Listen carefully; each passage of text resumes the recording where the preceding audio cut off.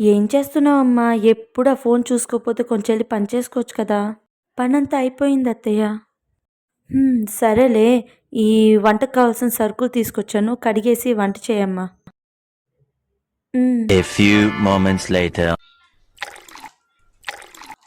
ఏం చేస్తున్నావమ్మాయ్? మీరిందాక చెప్పారుగా అన్నీ కడిగేస్తున్నాను అత్తయ్య. కూరగాయలు కడిగి పెట్టావా ఏవి?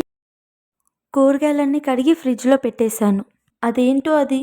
దీంట్లో టీ పొడి, అది ఇందులో చక్కెర కడుగుతున్నా.